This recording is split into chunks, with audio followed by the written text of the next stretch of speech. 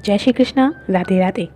आज इस वीडियो में हम बात करने जा रहे हैं साल की सबसे महत्वपूर्ण गणेश चौथ अर्थात सकट चौथ, जिसे माघी चौथ या तिलकुट चौथ के नाम से जाना जाता है। इस वीडियो में हम इस व्रत से जुड़ी हुई हर जानकारी आपको देंगे, जैसे साल 2021 में सकट चौथ कब है, इसका शुभ मुहूर्त, चंद्रोदय का समय, व्रत की कथा और व्रत की पूजा विधि क्या है।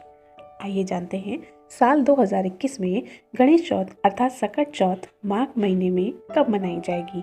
वैसे तो गणेश चतुर्थी हर मास में 2 बार आती है और हर गणेश चतुर्थी का अपना अलग ही महत्व होता है, लेकिन माघ महीने की चतुर्थी का महत्व हर चतुर्थी से बहुत ही ज़्यादा होता है। यह व्रत संतानों की सुख, समृद्धि, खुशहाली और लंबी उम्र के लिए विशेष माना गया है। इस दिन माताएं अपनी संतान की लंबी उम्र के लिए व्रत रखती हैं, सकट माता की पूजा करती हैं और चंद्रदेव को अर्घ्य देती हैं और अपने व्रत को पूर्ण करती हैं। चंद्रमा को अर्घ्य देने के बाद ही यह व्रत पूर्ण माना जाता है। इस दिन व्रत रखने से व्रती की सभी मनोकामनाओं की पूर्ति होती है और उसके सभी कष्टों का निवारण भी होता है। साल 2021 में यह पर्व 31 जनवरी दिन रविवार को मनाया जाएगा। आइए आप जानते हैं इस दिन पूजा के शुभ मुहूर्त। चतुर्थी तिथि का आरंभ होगा 31 जनवरी दिन रविवार रात्रि 8:24 पर और चतुर्थी तिथि का समापन होगा 1 फरवरी दिन सोमवार रात्रि शाम 6:24 पर। आप जानते हैं सकट चौथ पूजा पर होने वाले चंद्रोदय का शुभ समय। चंद्रोदय का समय है 31 जनवरी दिन रविवार रात्रि 8:40। आइए आप जानते हैं सकट चौथ व्रत की कथा। पौराणिक कथाओं के अनुसार यह व्रत सर्वप्रथम माता पार्वती ने रखा था। उस दिन भगवान गणेश पर उनके जीवन पर आया हुआ सबसे बड़ा संकट टला था, तभी से इस व्रत का महत्व बना हुआ है। आइए जानते हैं इस व्रत की कथा। माता पार्वती भगवान शिव के साथ कैलाश पर्वत पर निवास करती हैं और भगवान शिव एक समय घोर तपस्या के लिए जा रहे थे। तब वे माता पार्वती को कैलाश पर अकेला ही छोड़ गए थे। उनके वियोग में माता पार्वती बहुत दुखी रहती थी। फिर भी उन्होंने एक बार अपने स्नान के समय अपने शरीर पर लगे हुए उपटन को उतारते हुए उस उपटन पर अपने दैव शक्ति से उस पर अपनी हाथ की छोटी उंगली के रक्त की एक बूंद छिड़क दी और कहा कि यदि हम में सत्य है तो इस उपटन के बने पुतले का मन विनायक बन जाए। और उनके इतना कहते ही उस उपटन से बनाए हुए पुतले से एक पुत्र की उत्पत्ति हो गई। तब से माता पार्वती अपने उस पुत्र का बड़े ही प्रेम से लालन पालन करने लगी। उसे खूब अच्छा भोजन पकाकर खिलाती, उसे अपने मातृत्व का प्रेम देती और उसके साथ ही समय व्यतीत करने लगी। एक समय की बात है, जब माता पार्वती स्नान करने जा रही थी, तब उन्होंने अपने मन विनायक से कहा कि वे स्नानागार के बाहर खड़े हो जाएं और उन्हें उस स्नानागार की रखवाली का आदेश दिया और ये कहा कि उनकी अनुमति के बिना उनके स्नानागार में कोई भी प्रवेश ना कर पाए।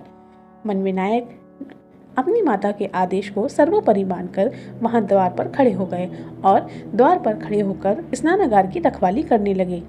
ठीक उसी समय दैव योग से भगवान शिव की तपस्या पूर्ण हो गई और वे वापस कैलाश पर आए और वापस आते ही सबसे पहले अपनी प्रियतमा पत्नी माता पार्वती से मिलने की इच्छा जताई और आते ही उन्होंने पता किया कि माता पार्वती कहाँ हैं। तो उन्हें पता चला कि वे स्नान करने गई हैं।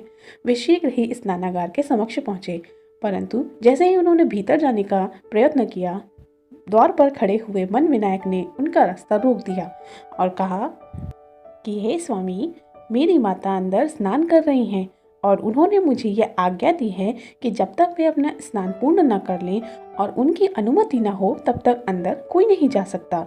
और ऐसा कहकर उन्होंने भगवान के आगे हाथ जोड़ लिए। भगवान शिव वर्षों बाद तपस्या से लौटे थे और इस प्रकार से उनका मार्ग रोककर उन्हें इस प्रकार किसी ने अपना आदेश सुनाया, इस बात से वे बहुत आहत हो गए और उन्हें गुस्सा भी आ गया। भगवान शिव ने मन विनायक को ये भी बताया कि अंदर स्नान कर रही हैं अगर आपकी माता, तो मैं आपका पिता हुआ और पिता होने के नाते आपको मेरा आदेश भी मानना चाहिए और मुझे भीतर जाने देना चाहिए। परंतु मन विनायक ने अपनी माता के आदेश को सर्वोपरि रखा और माँ की आज्ञा का उल्लंघन न करने की बात शिव जी के समक्ष रखी। अब शिव जी का क्रोध धीरे धीरे बढ़ता ही जा रहा था। उन्होंने मन विनायक को चेतावनी दी कि यदि अब तुमने मेरा रास्ता रोका तो मैं तुम्हारा सिर धड़ से अलग कर दूंगा। मन विनायक अपनी माता के सच्चे भक्त थे और अपनी माता के आदेश की पूर्ति करने हेतु उन्होंने फिर भी शिव जी का मार्ग रोक लिया। इस बार शिव जी को इतना क्रोध आया कि उन्होंने अपना त्रिशूल उठाया और मन विनायक पर प्रहार कर दिया। इस प्रहार से मन विनायक की गर्दन कटकर पाताल लोक में गिरी और धड़ वहीं स्नानागार के द्वार पर गिर पड़ा। इतना सारा शोरगुल सुन करके माता पार्वती भी दौड़ी दौड़ी बाहर आईं और अपने मन विनायक को इस प्रकार ऐसी हालत में देखकर माता का हृदय टूट गया। वे विलाप करती ही जा रही थी और उनके इस विलाप को सुनकर शिव जी का क्रोध भी शांत हुआ और उन्हें समझ में आया कि उन्होंने ये अनजाने में क्या कर दिया। अब माता पार्वती ने उनसे हाथ जोड़कर प्रार्थना करी कि उनके मन विनायक को प्रभु वापस करें, क्योंकि गलती इसमें शिव जी की ही थी। उन्होंने तो अपने पुत्र को आदेश दिया था और उनका पुत्र उनके दिए हुए आदेश की ही पालन कर रहा था। इस पर भगवान शिव ने कहा कि तुम्हें माघ महीने में आने वाली चतुर्थी का व्रत रखना होगा और जब तुम्हारा यह व्रत संपूर्ण हो जाएगा तब तुम्हारा पुत्र तुम्हें यथावत जीवित अवस्था में प्राप्त हो जाएगा। माता पार्वती ने शिव जी की बात मानी और उन्होंने माघ चौथ आने का इंतजार किया और उस दिन व्रत एवं पूजन किया। अब शिव जी को यह चिंता सताने लगी कि वे माता पार्वती के मन विनायक को उन्हें कैसे लौटाएंगे। इसलिए उन्होंने अपने गणों को यह आदेश दिया कि वे जाकर सारी पृथ्वी और सारे ब्रह्मांड में तलाशें, जो भी माता अपने पुत्र को अपनी पीठ पर अर्थात अपने पुत्र की तरफ अपनी पीठ कर लेटी हो, उसके पुत्र का सिर काट कर ले आना। उनके गणों ने सारा ब्रह्मांड छान मारा, पर हर माता अपने पुत्र को अपने सीने से लगाए हुए ही लेटी हुई थी। इतने में एक गण ने बताया कि एक हथनी है जो कि इस समय प्रसव पीड़ा के कारण बहुत परेशान है और उसका पुत्र उसकी पीठ की तरफ ही लेटा हुआ है। ऐसे में शिव जी ने कहा कि जाओ और उस हथनी के बच्चे का ही सिर ले आओ। गणों ने उस हथनी के बच्चे का सिर निकालकर उन्होंने लाकर शिव जी को दे दिया और जैसे ही माता पार्वती का चौथ का व्रत पूर्ण हुआ, शिव जी ने वो गणेश हथनी के बच्चे का सिर उस मन विनायक के शरीर पर लगा दिया और वह पुत्र जीवित हो उठा। इधर माता पार्वती जैसे ही व्रत पूर्ण करके उठी, पीछे से उन्हें किसी ने माँ बोलकर पुकारा और माता ने उन्हें जब देखा, उनके दर्शन प्राप्त किए तो वे बहुत ही प्रसन्न हुई। इसी कारण से हर वर्ष की माघ की चौथ को पड़ने वाले इस चौथ पर गणेश चतुर्थी का व्रत रखा जाने लगा और साथ ही साथ इस दिन गणेश जी पर आए हुए इस संकट के टलने के कारण ही इसका नाम सकट चौथ पड़ा। आइए अब जानते हैं सकट चौथ की पूजा विधि। व्रत रखने वाले व्यक्ति को इस दिन सुबह जल्दी स्नान करके निर्जला व्रत का संकल्प लेना चाहिए और रात में चंद्र दर्शन तथा चंद्रमा को अर्घ्य देने के पश्चात ही इस व्रत का पारण करना चाहिए। और सुबह स्नान करने के बाद स्वच्छ कपड़े पहनकर भगवान के मंदिर की सफाई करनी चाहिए। भगवान गणेश की पूजा का इस दिन विशेष महत्व होता है, इसलिए इस दिन पूजा करने के समय एक साफ जगह पर एक चौकी ले, जिस पर पीले रंग का कपड़ा बिछाकर भगवान गणेश की प्रतिमा या फोटो को वहां स्थापित करें। उसके बाद भगवान गणेश को धूप, दीप तथा फूल माला अर्पित करें। भगवान गणेश की कथा अर्थात सकट चौथ की कथा सुने और इस दिन भगवान गणेश की पूजा में जल, अक्षत, दूर्वा, लड्डू, पान, सुपारी इनका प्रयोग अवश्य करें और इस दिन आप भगवान गणेश के सामने तिल गुड़ से बने हुए मिष्ठान का भी भोग अवश्य लगाएं। कुछ जगहों पर इस दिन तिल गुड़ से बने हुए बकरे की बलि भी दी जाती है। एक बात का विशेष ध्यान रखें, भगवान गणेश को तुलसी का भोग बिल्कुल भी भूल कर न लगाएं। इस संध्या पूजा के बाद चंद्रमा की पूजा भी अवश्य करें।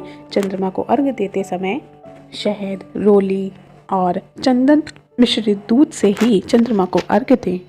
इसके अलावा आपके परिवार और आसपास के समुदाय में जो भी विशेष विधि या सामग्री इस पूजा में चढ़ाई जाती हो उसका अवश्य अपनी पूजा में प्रयोग करें। आशा है आपको ये जानकारी अच्छी लगी होगी। जय श्री कृष्णा।